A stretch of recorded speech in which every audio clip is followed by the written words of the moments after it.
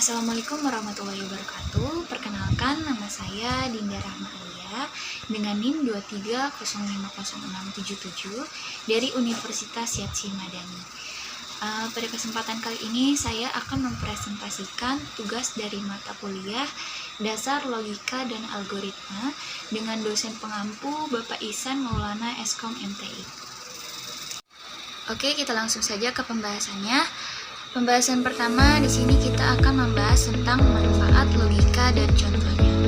Manfaat logika adalah untuk membantu dalam pemecahan masalah, pengambilan keputusan yang tepat, dan pengembangan keterampilan berpikir kritis. Logika memiliki banyak manfaat, terutama dalam membantu manusia memahami dunia dan membuat keputusan yang baik. Contohnya, membantu dalam pemecahan masalah. Maksudnya, logika membantu dalam menganalisis masalah secara sistematis dan mencari solusi yang rasional. Misalnya, dalam pemrograman komputer, penggunaan logika membantu programmer dalam merancang algoritma untuk menyelesaikan masalah tertentu. Next, kita ke slide selanjutnya.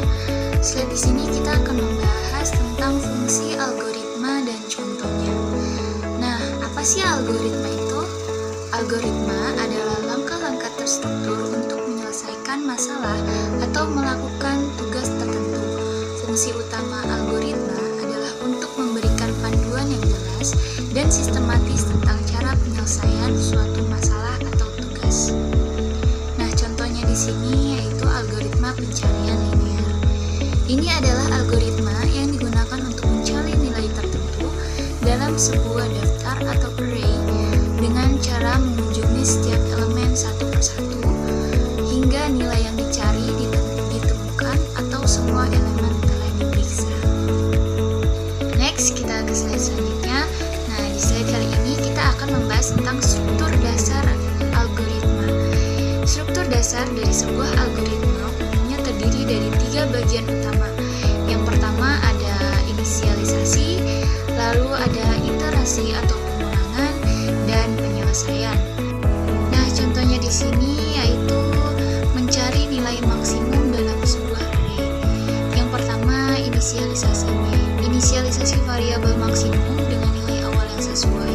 Misalnya, maksimum sama dengan array. Yang kedua, ada iterasi atau pengulangan. Lakukan iterasi melalui seluruh elemen dalam array untuk memeriksa nilai terbesar. Yang ketiga, ada penyelesaian. Setelah selesai iterasi, nilai maksimum akan ditemukan dan bisa diproses sesuai kebutuhan. Misalnya, kita bisa mengeluarkan nilai maksimum ke layar atau menyimpannya di dalam variabel. Oke, next kita ke pembahasan selanjutnya. Nah, di pembahasan kali ini kita akan membahas tentang contoh algoritma dalam kehidupan sehari-hari. Nah, contoh kasus algoritma dalam kehidupan sehari-hari yang saya ambil yaitu adalah algoritma dalam membuat secangkir teh. Langkah pertama yang harus kita lakukan adalah siapkan alat dan bahan yang dibutuhkan seperti teh celup, air, gula, susu, sendok, panci atau kettle, dan gelas. Langkah kedua, tuangkan air ke dalam panci, lalu panaskan hingga mendidih. Langkah ketiga, jika air sudah mendidih, matikan kompor dan diamkan sebentar. Langkah keempat, ambil gelas yang sudah disiapkan. Langkah kelima, tuangkan gula sesuai selera ke dalam gelas. Tambahkan susu jika ingin. Langkah keenam, masukkan teh celup ke dalam gelas. Langkah ketujuh, setelah itu tuangkan air panas ke dalam gelas. Langkah kedelapan, biarkan teh meresap selama beberapa saat.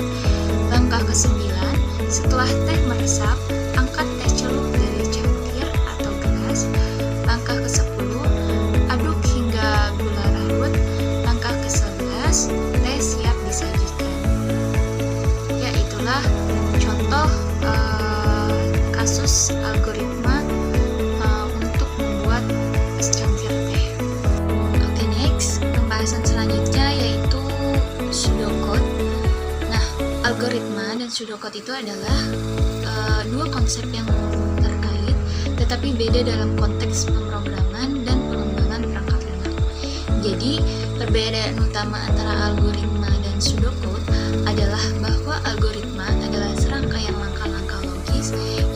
dirancang untuk menyelesaikan suatu masalah. Sementara pseudocode adalah representasi teks yang menyerupai kode pemrograman tetapi lebih informal dan tidak terikat pada sintaks atau aturan tertentu dari bahasa pemrograman. Nah, struktur pseudocode di sini dibagi menjadi 4 bagian. Yang pertama ada judul program, yang kedua ada inisialisasi, yang ketiga ada proses, dan yang keempat ada output. Nah, di slide kali ini saya sudah mengubah contoh kasus algoritma yang sebelumnya saya jelaskan menjadi bentuk pseudocode. Nah, yang pertama di sini ada judulnya.